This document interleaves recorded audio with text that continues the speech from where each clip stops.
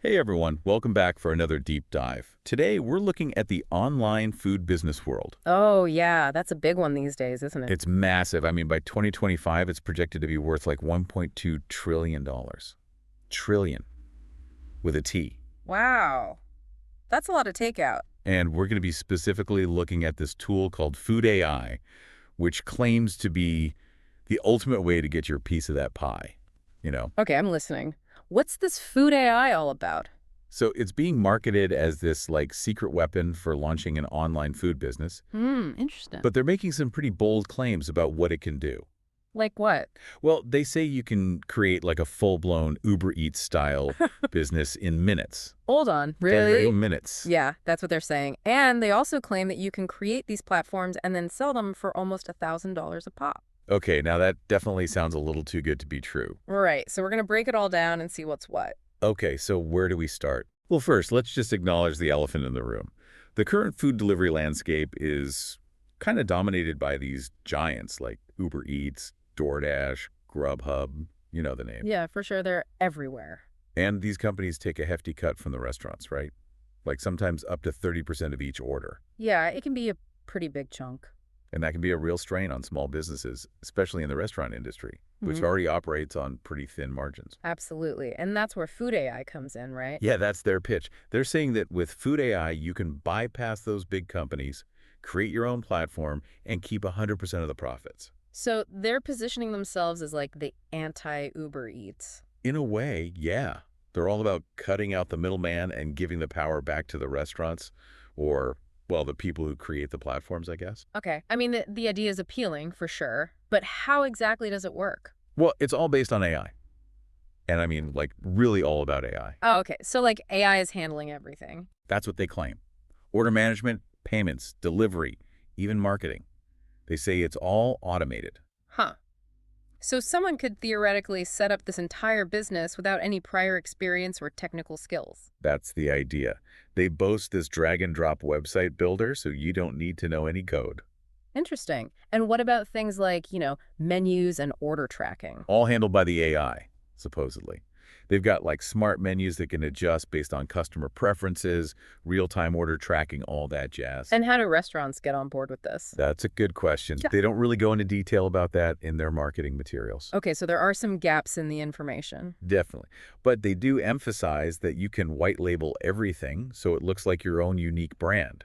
Hmm. So you could create a platform just for your local neighborhood, for example, or target a specific cuisine. So you could have a platform dedicated entirely to, say, vegan tacos. Okay, I mean, it sounds pretty slick on the surface, but there are definitely a lot of questions that need answering. Like, how do you actually get restaurants and customers on board? Yeah, what about all the day-to-day stuff that comes with running a business? Customer service, dealing with complaints, managing deliveries, all that. Right, all the stuff that AI might not be able to handle on its own. And how realistic are those claims about making $1,000 per website sale? Yeah, that's a big one. We've got a lot more to unpack here, so stick around as we continue our deep dive into food AI. Welcome back, everyone. So we left off talking about how AI is like the backbone of this whole food AI thing. Yeah, they really seem to be pushing that AI angle hard. Hard. They say it can automate just about every aspect of running an online food business, from order management and payments to, get this, marketing.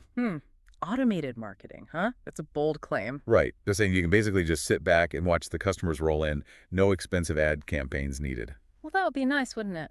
But I'm a little skeptical.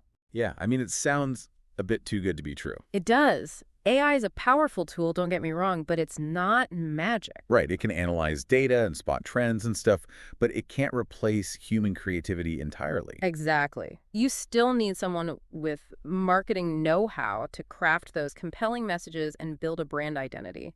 AI can help with targeting and stuff, but it can't come up with the big ideas on its own. Okay, so even if we assume that their AI is as good as they claim, what are some potential downsides we need to consider?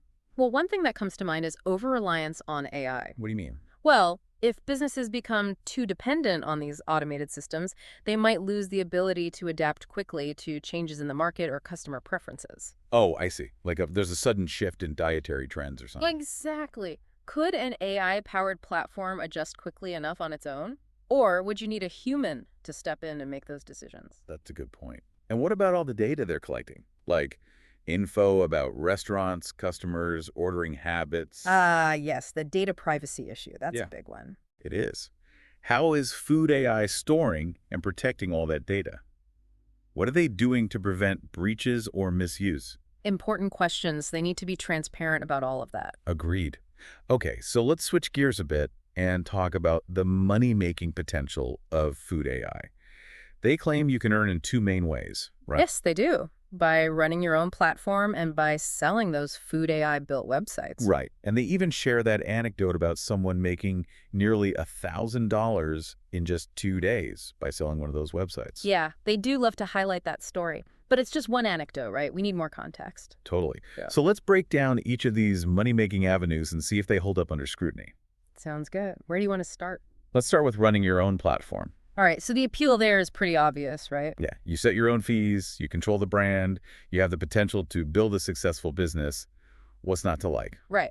But we also need to acknowledge the challenges involved. Like what? Well, for starters, you need to convince restaurants to actually join your platform. Instead of going with one of the big guys. Exactly. Which is a tough sell because those big platforms already have a huge customer base and brand recognition. Yeah, that's a good point. Why would a restaurant take a chance on a new, unknown platform? Right. And then you've got to attract customers to your platform too, which means marketing, building a user-friendly website, ensuring a smooth ordering and delivery experience.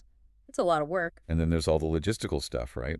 Managing orders, payments, deliveries, all that jazz. Yeah, all the behind-the-scenes stuff that makes a business run smoothly. It sounds like running a successful platform requires a lot more than just setting up a website and letting the AI do its thing. It does. Now, what about that second avenue, selling those Food AI-built websites? Okay, so that sounds kind of like a digital real estate play, right? You Yeah. build a website, make it look all fancy, and then flip it for a profit. Exactly. But who are they selling these websites to? And how much technical skill do you need to actually customize and resell these things? Right. Are they targeting experienced web developers? Or are they promising that anyone can become a website flipper? It's not really clear. And then there's the competition. Oh, yeah. There are already tons of website builders and online ordering platforms out there. What makes Food AI's offering so special? Exactly. They need to have a strong value proposition that goes beyond just the AI. I agree. They need to offer something unique, whether it's exceptional customer support, ongoing updates, a proven track record of successful website sales, something. So it seems like the potential to make money with Food AI exists, but it's not exactly a guaranteed path to riches. Right. It takes effort, it takes strategy, and it takes a realistic understanding of the market. And don't forget about those ethical considerations we talked about earlier. Oh, yeah. Those are important, too. They are. We can't just ignore the potential downsides of a technology like this. Okay, so we've explored the potential and the challenges of Food AI's money-making avenues.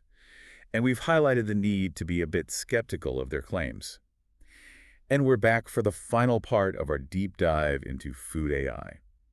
We've talked about the AI, the money-making potential, but now let's shift gears a bit and talk about the potential downsides, the long-term implications, the stuff they don't always put in the marketing materials. Yeah, it's easy to get caught up in the hype, especially with a technology like this that promises to revolutionize things. Totally. But we got to be realistic, right? Absolutely. We have to look beyond the surface and consider the broader impact, both the good and the bad. So what are some potential downsides that we haven't really talked about yet? What should people be thinking about before jumping into this Food AI world? Well, one thing that comes to mind is market saturation. Oh, okay. Explain that one. So if everyone and their grandma starts creating their own food ordering platform, it could get pretty crowded pretty quickly. Right, like too much competition. Exactly. And then it becomes a race to the bottom where everyone's trying to undercut each other on prices and fees. And in the end, nobody really wins. That's the risk.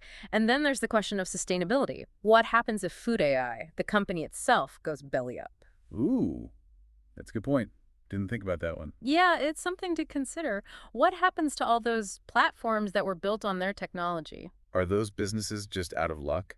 It's possible. And even if Food AI remains successful, there's always the risk that their technology becomes outdated. Like something newer and better comes along. Right. It happens all the time in the tech world. Remember MySpace? Oh, yeah.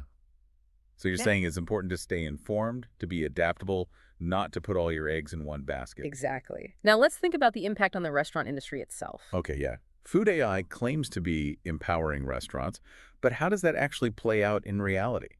Well, it could lead to a more fragmented market. Meaning, instead of having a few big platforms like Uber Eats and DoorDash, you might end up with a ton of smaller niche platforms. So, like, every restaurant has its own platform. Potentially, yeah. And while that might sound appealing in theory, giving restaurants more control, it could also make things more complicated for customers. Oh, yeah, I can see that. Instead of having one app where you can order from a bunch of different places, you got to jump around from website to website. Exactly. It could get overwhelming. And it could make it harder for smaller restaurants to compete because they might not have the resources to build these fancy platforms. So it's like a double-edged sword. It is. And then there's the question of how this all affects consumer behavior. Yeah. Will people embrace a world where they have to use a different platform for every restaurant? I don't know. I kind of like the convenience of those big apps. Right. It's easy to use. You know what to expect. Yeah. So will those big platforms just adapt and find ways to stay on top? Or will we see a shift towards more personalized niche platforms? Time will tell, I guess. It will, but it's something to think about. It is. So much to think about. Okay, we've covered a lot of ground in this deep dive. Any final thoughts you want to leave our listeners with? I think the most important takeaway is to approach any new technology, any new opportunity with a critical eye. Don't just buy into the hype, you know? Right. Do your research. Weigh the pros and cons. Exactly. And don't be afraid to ask tough questions. Challenge assumptions. Think for yourself. Well said. And on that note, I think it's time to wrap things up. Thanks for joining us on this deep dive into food AI. It's been a wild ride. It has. Thanks for having me. And to all our listeners out there, thanks for tuning in. Be sure to check out our other deep dives where we explore all sorts of fascinating topics. Until next time,